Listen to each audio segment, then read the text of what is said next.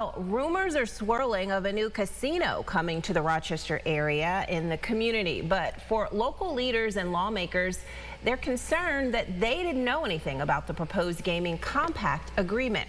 We have team coverage on this tonight. Alex Love looked into the business end of this, but first, Mackenzie Mislin joins us in studio with more on how this development came to be. Mackenzie.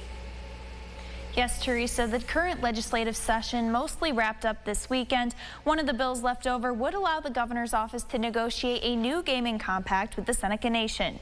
Both city and county leaders say they were left in the dark about this.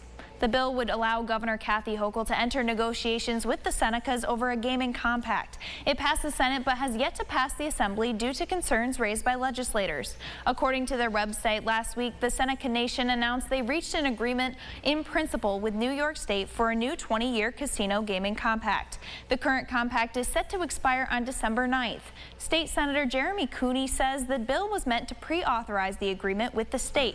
Both Rochester Mayor and Monroe County executives have responded to inquiries about the casino, saying there's too little information. In a statement from Mayor Malik Evans, he says city leadership and local state delegations have not been involved in conversations regarding a casino, but should have been. He adds, quote, "There are already numerous casinos in the Rochester area. My focus remains on meaningful opportunities that create a vibrant Rochester economy focused on the jobs of the 21st century.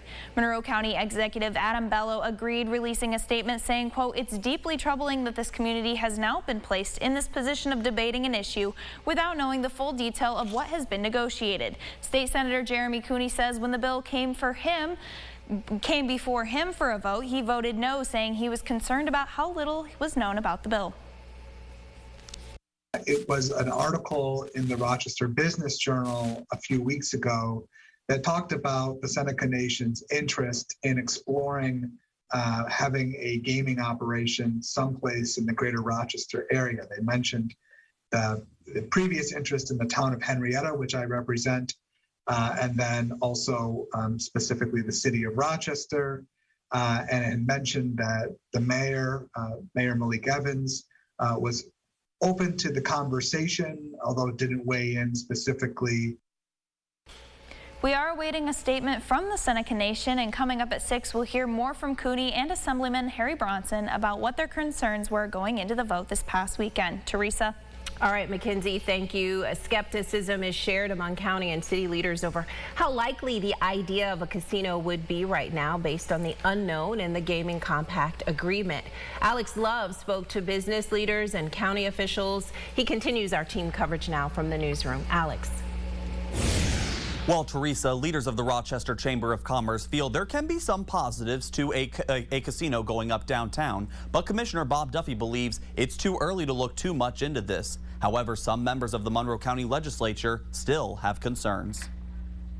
One of Representative Rachel Barnhart's biggest skeptics to the possibility of a casino in Rochester is the lack of research and studies done of how it would help the city and input from communities. We need an economic impact study. We need a market study. We need to know all of the details. This is not something that should be negotiated in the dark, in secret, without any public input, and within a matter of days. Overall, County Representative Barnhart argues revenue to a casino will suck money from local businesses and drive people into poverty. Casinos typically keep people in there. They have restaurants, they have hotels.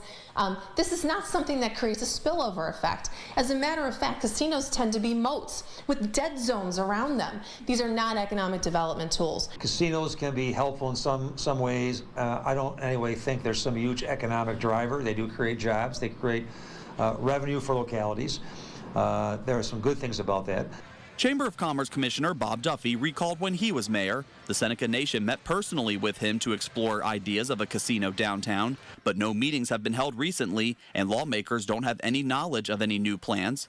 So he's skeptical what the gaming compact agreement really says. To agree to a location for a casino, say in downtown Rochester, if the mayor's not been involved, if the local delegation has not been directly involved with those discussions so far, whether they agree or disagree, I would find that that would not be a good process. And many other leaders at the city, county, and state level have sent out letters calling on the governor and Seneca Nation for more transparency. For those full statements, visit our website, rochesterfirst.com. Teresa?